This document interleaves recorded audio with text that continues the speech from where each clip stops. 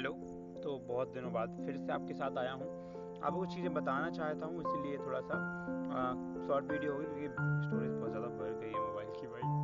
हाँ, तो सुन लीजिए कि चार तरह की व्यक्ति वाले मतलब चार तरह की विचारधारा वाले व्यक्ति होते हैं। और वो चार तरह की विचारधारा कौन कौन सी होती है? तो सामान्य व्यक्ति होता है, एक डाकू, और एक होती है आतंकवादी की, और एक होती है मुनियों की। इस प्रकार चार तरह की हमारे यहाँ पे क्या देखी जाती है, चार तरह की हमें विचारधाराएं देखी जाती हैं। ठीक है, सबसे पहली विचारधारा हम आते हैं तो बात करना है हमें सामान्य विचारधारा कि भाई मुझे ये मिल जाए, मुझे भी मिल जाए, मुझे ये भी मिल जाए, मुझे ये भी मिल जाए।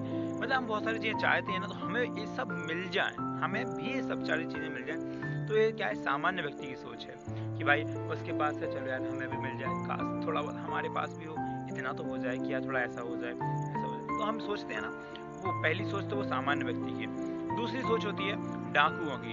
अरे तुम्हारे पास जितना भी सामान हो सारा मुझे दे दो, सारा का सारा मुझे दे दो, तुम्हारे पास कुछ नहीं रहना चाहिए। एक इसकी ये होती है डाकू की सोच कि भाई तुम्हारे पास कुछ नहीं रहना चाहिए, जो है तुम्हारे पास सब मुझे दे दो। इस प्रकार की भावना होती है, वो किसकी? डाकुओं की होती है। और तीसरी तरह की होती है आतंकवादियों की, भाई कि ना तो तुम लोगे ना मैं, ना तुम्हारा ना हमारा, किसी का भी नहीं, जो भी होगा फेंक देंगे पर तुम्हें नहीं देंगे। ये सारी चीजें किसकी?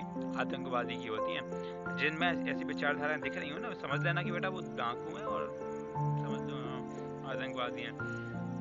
हाँ, लास्ट है मुनि।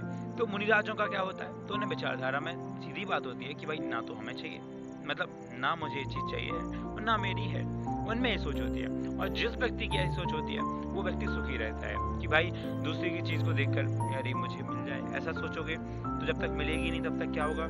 विकल्प होगा, बहुत ज़्यादा टेंशन होगी। मुनि राजों को ये सब है ही नहीं। हाँ, तुम चाहे तुम्हारे पास कचू रखो रहे, हमें मतलब ही नहीं है, उनको तो सीधी बात है। ठीक है, एक हो गया।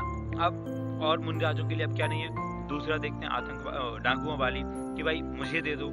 नहीं भाई, तुम कितनी से कितनी बड़ी बड़ी महंगी चीजें रख लो, तुम कुछ भी रख लो, मुनि राज तुमसे ये नहीं बोलेंगे कि ये चीज मुझे दे दो। क्यों नहीं बोलेंगे? क्योंकि उन्हें उससे मतलब ही नहीं है। सेकंड वो। अब आते हैं थर्ड पे।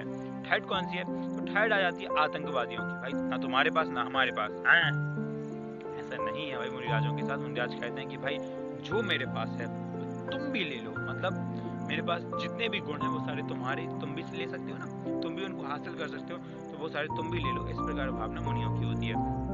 तीन हो गए। चौथा, मुनियों की क्या विचारधारा होती है?